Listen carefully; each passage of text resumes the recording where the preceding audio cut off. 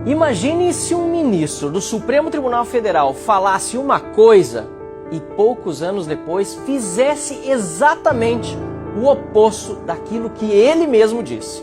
É hora de desmascarar Alexandre de Moraes.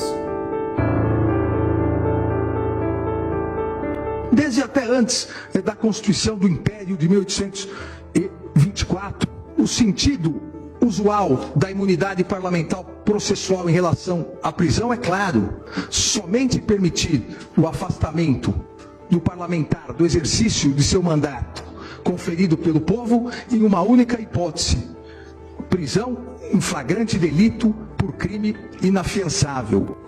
Pois é o que diz a Constituição. Mas esse mesmo ministro de 2017, agora, em 2025, mandou prender preventivamente uma deputada federal, sem trânsito em julgado, sem flagrante delito por crime inafiançável, sem respeitar o que diz a Constituição. Desobedeceu o que ele mesmo defendia não faz muito tempo. As imunidades parlamentares não podem realmente ser interpretadas extensivamente, mas não podem ser reduzidas, não podem ser ignoradas, não podem ser desprezadas, não podem ser interpretadas a partir de meras normas ordinárias, invertendo exatamente o que é uma garantia do Estado Democrático de Direito. Alexandre de Moraes dizia isso com convicção. Hoje, faz exatamente o contrário. A mesma imunidade que ele tratava como cláusula essencial para a democracia,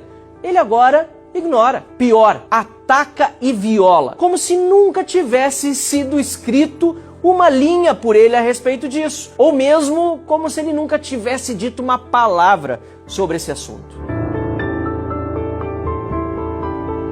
Como também lembra outro importantíssimo autor norte-americano, Roscoe Pond, não há e não pode haver poder sem limites, nem mesmo o Supremo Tribunal Federal. Nem mesmo o Supremo Tribunal Federal. Que a democracia não permite que seus agentes disponham de poder absoluto e sejam como os imperadores romanos orientais, isentos das leis. São palavras do próprio ministro Alexandre de Moraes. O que mudou em apenas poucos anos, que não havia mudado antes em milênios, hoje é ele que age como se fosse um imperador romano, como se nada pudesse limitá-lo, nem a Constituição, nem o Parlamento. E Alexandre de Moraes ainda se diverte com a adulação dos pares e também da esquerda brasileira. Repito, o que foi que de fato mudou nesse período?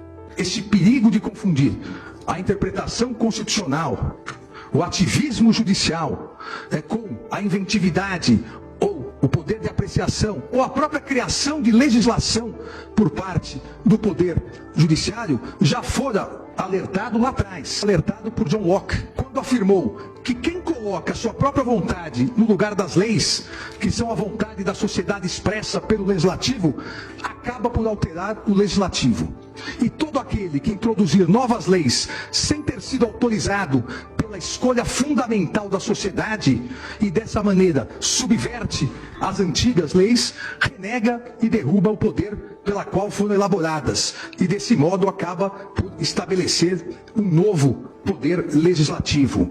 E o que Moraes e seus pares do Supremo fazem hoje? Ativismo judicial. Usurpação das funções do Poder Legislativo. Moraes e seus colegas no Supremo Tribunal Federal substituem em decisões monocráticas e colegiadas todos os dias, com a tinta de suas próprias canetas, o Congresso eleito democraticamente. Alexandre de Moraes criou a sua própria Constituição, regras, punições e censuras. Tudo por vontade própria, contra o que decidiu o Poder Legislativo. Exatamente como Locke alertou. Subvertem as leis a ponto de renegar e derrubar o Poder Legislativo, ferindo de morte a democracia representativa. O objetivo da separação de poderes não é evitar atrito, mas garantir o povo contra a autocracia, por meio de atrito inevitável, isso sim, resultante da distribuição dos poderes governamentais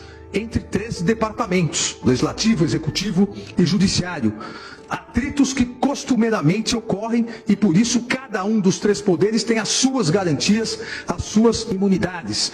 Impedir, ainda o Justice Brandeis, impedir a autocracia de qualquer dos poderes, inclusive do poder judiciário, possibilita controlar os atos dos que manejam o poder governamental de maneira razoável, não arbitrária, não desarrazoada. E é por isso que há imunidade parlamentar. Justamente por isso, para evitar que o exercício independente do mandato eletivo seja ameaçado, limitado ou até mesmo revogado por outro poder. E hoje, o que faz Alexandre de Moraes? Persegue parlamentares, corta seus salários, que são impenhoráveis para qualquer cidadão, sem nenhuma base legal. Alexandre de Moraes nega o direito à ampla defesa, a presunção da inocência, não dá acesso aos autos dos processos, como eu mesmo sei, porque também nos casos em que o alvo da perseguição sou eu, não temos acesso integral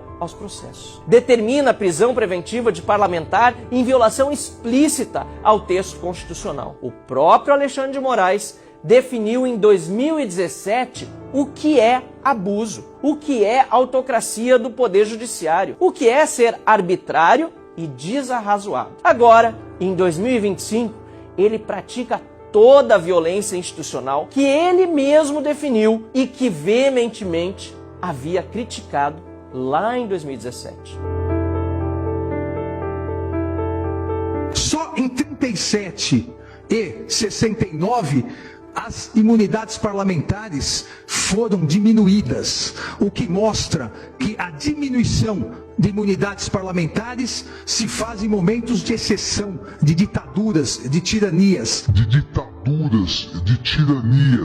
A fortaleza da democracia também é a fortaleza do poder legislativo. Ou seja, para o Alexandre de Moraes de 2017, o Alexandre de Moraes de 2025 é um ditador? Um tirano?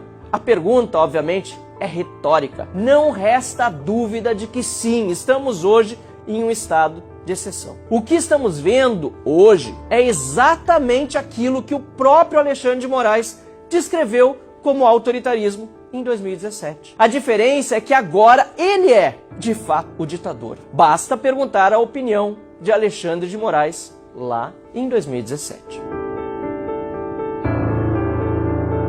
Os parlamentares, antes de condenados com trânsito em julgado após o devido processo legal, eles só podem ser afastados do seu mandato em uma hipótese: flagrante delito por crime inafiançável. E mesmo nessa hipótese, quem resolverá em 24 horas, se remetendo os autos à Câmara respectiva, é o próprio Congresso. E eu faço questão em insistir nisso. Não é uma norma isolada. A norma traz em si 400 anos agora de imunidades. Foram 400 anos de história ignorados, pisoteados. No caso de Carla Zambelli, mais uma vez Moraes ignorou a Câmara, mandou às favas o devido processo, rasgou a Constituição. E pior, com a ajuda do líder do PT na Câmara, Lindbergh Farias, e do Procurador-Geral da República, Paulo Gonet. Um colega deputado do PT atenta contra a imunidade parlamentar. E o fiscal da lei, o Procurador-Geral da República, pede a prisão ilegal, inconstitucional, de um membro do parlamento, desrespeitando a única hipótese de afastamento de mandato, lembrada por Moraes no seu julgado de 2017. É o consórcio Lula-STF a todo vapor. O Alexandre de Moraes de 2017 chamaria de autoritário, tirano, ditador o Alexandre de Moraes de 2025. Alexandre de Moraes personifica tudo aquilo que ele mesmo dizia rejeitar. Não é apenas incoerência, nem apenas maldade ou perseguição política ilimitada contra quem ele pensa serem seus adversários pessoais. É mais do que isso, é traição aos princípios que ele prometeu defender. É um verdadeiro atentado ao Estado de Direito e à democracia. E sem dúvida nenhuma, um golpe de Estado já dado por Moraes e pelo Supremo Tribunal Federal no povo brasileiro. E esta não é apenas uma opinião, é a conclusão lógica baseada em Alexandre de Moraes, em seu voto no julgamento da DI 5526 de outubro de 2017. Cabe apenas